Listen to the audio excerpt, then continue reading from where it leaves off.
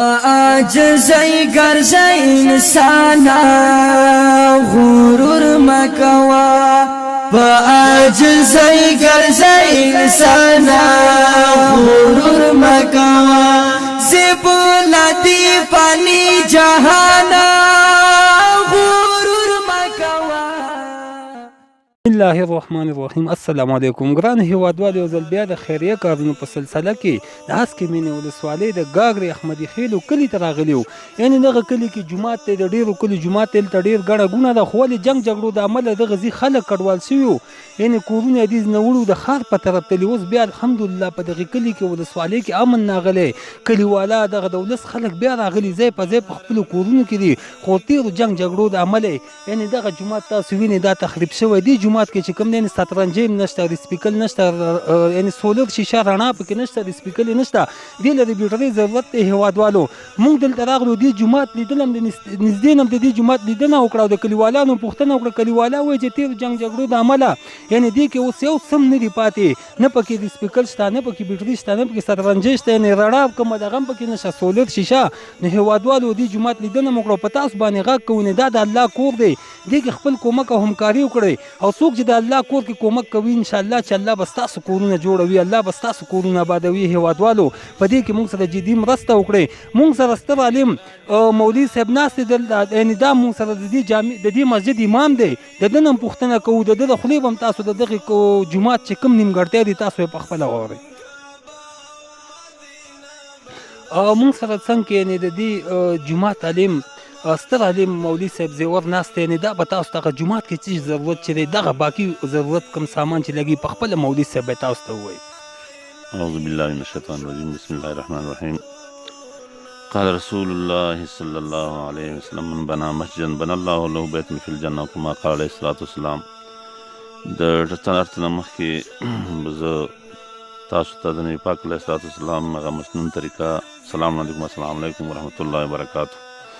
محترمو د شینوارو هسکې مینې ولسي خیریه بنسټ دلته تشریف راوړی او زیار یې ایستلی دی. الله دو ته خیر کثیر دواړه جهانه کې ورکړي. بیا موږ دا کلیوال راټول کړو او ما ته یې مې ویل چې مولوي صاحب ته راشه. چې راغلم نو بیا ما ورته د هر څه نه مخکې که زموږ هلته کورونه وران شوي، بیا لګیا دي غریبانان، اوس هلته موجوده جهاز ته ښودی شم مزدوران لګیا دي، هغه مالکان چې دي غریبان جالبا کې ګرمۍ وسوځل.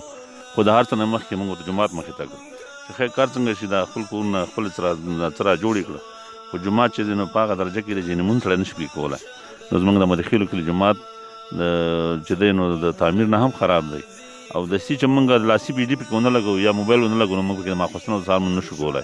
ته په تیاري ورکړي او بیټري سولر وغیره دا ټول شیان نشته، دا فرش یې نشته دی.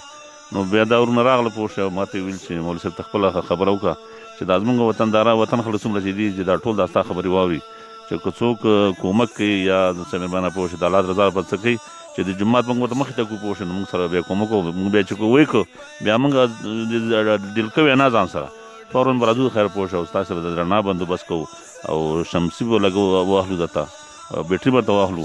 نو که تاسو بیا مونځ پکې کوئ نو پوه شو که نه تاسو ته به الله اجازه کوي. او هغه چا چې دا کار وکړو زموږ وطن هېوادوالو کې پوه شو هغو ته به الله اجازه کوي. حدیث چې ما وي نبي پاک علیه السلام فرمایي چې چا جومات جوړ کړو او نبی علیه السلام فرمایي چې هغه ته به الله جل جلاله کوټه جوړه کړي. او داسې کوټه کوټه کوم تاسو ټول هم د مسلمانانو معلومات دی چې هغه خښته د سرو زرو یو د زبرجد یو کاڼي پکې سره کوم لګېدلی لګیا پکې څنګه رقم لګېدلی، هغه د جنت د زندګي ده. الله موږ ته ټول تر هغه ځای نصیب کړي.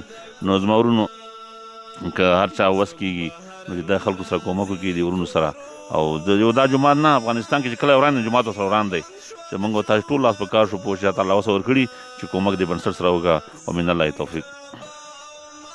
مننه کوو د مولوي صاحب زیور نه تاسو یې خبرې واورېدې هېوادوالو.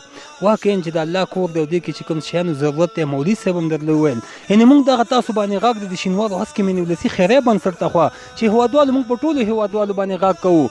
ضرور نه ده چې یو کس دی دا سامان واخلي، یعنې دې کې د بیټرۍ د سولر سترنجۍ د هر شي ضرورت دی، یا یو ورور چې زموږ د هر شی واخلي او بس انشاءالله چې دې جومات ضرورتونه به ټول الله پوره کړي. او دا نبي علیه السلام د خولې وینا هم ده، یعنې د یو جومات د الله په کور کې چې د مرغۍ جالې کړه اندازه څوک یو شی جوړ کړي یو کار پکې وکړه الله په ورته په جنت کې بنګله جوړه کړه. نو هیوادوالو د الله د رضا لپاره د الله په کور کې موږ سره کومک وکړئ ان شاء الله چې الله به تاسو ته اجرونه درکوي ډېره مو نه وي زموږ پیج درته لایک زموږ د یوټیوب چینل درته سبسکرایب کړئ هر چېرته چې وایي ښه ته ودان اوسئ په لوی الله مو سپارم څوک بهر راځي کورو